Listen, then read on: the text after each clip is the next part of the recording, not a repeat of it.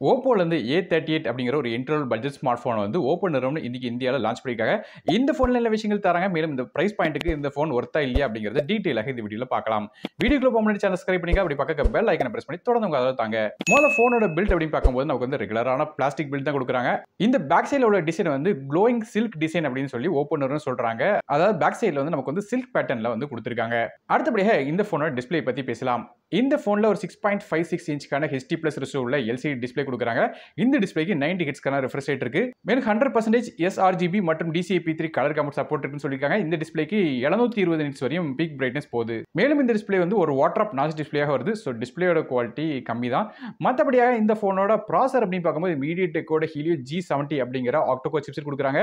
இந்த ப்ராசர் ஒரு 12 நானோமீட்டர் ப்ராசரா வருது. அதாவது 2 GHz காட்டஸோட A75 கோர்ஸ் பேஸ் பண்ணிக்கிற ப்ராசரா வருது. கிராபிக்ஸ்க்காக மாலியோட G52 2eMC2 அப்படிங்கிற GPU கொடுக்குறாங்க.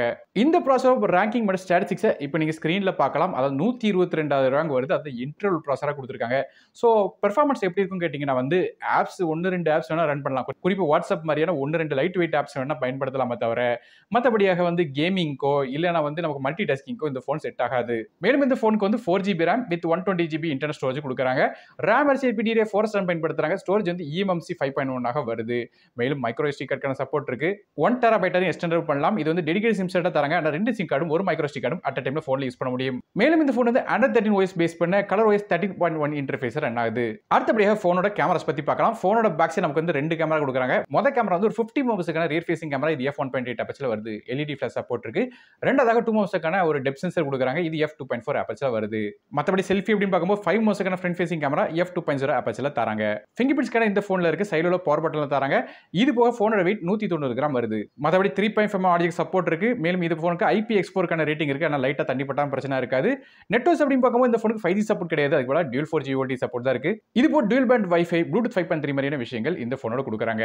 அடுத்தபடியா பேட்டரிஸ் பத்தி பேசலாம். இந்த போன்ல ஒரு 5000 mAh பேட்டரி கொடுக்குறாங்க. இது சார்ஜ் பண்றதுக்கு 33 வாட்க்கான ஃபாஸ்ட் சார்ஜிங் சப்போர்ட் வருது. சார்ஜ் பண்றதுக்கு USB Type-C போர்ட் தராங்க. கலர்ஸ் பொறுத்து நமக்கு வந்து glowing black மற்றும் glowing gold அப்படிங்கிற 2 கலர்ஸ் வருது. கடைசியா இந்த போனோட விலை அப்படின்னு பார்க்கும்போது 12999 அப்படிங்கிற பிரைசிங்ல வந்து கொடுக்குறாங்க.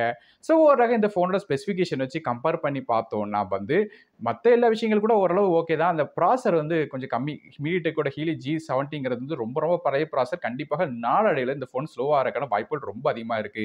சோ நீங்க இந்த ஓப்போவோட A38 பத்தி என்ன நினைக்கிறீங்க அப்படிங்கறத கீழ கமெண்ட் செக்ஷன்ல மென்ஷன் பண்ணுங்க. வீடியோ பிடிச்சா ஒரே லைக் கொடுத்துருங்க. உங்க ஃப்ரெண்ட்ஸ் மற்றும் ஃபேமிலிக்கு ஷேர் பண்ணிடுங்க. நானும் டெக் இன் தமிழுக்காக மற்ற வீடியோஸ் சந்திக்கிறேன். நன்றி, வணக்கம்.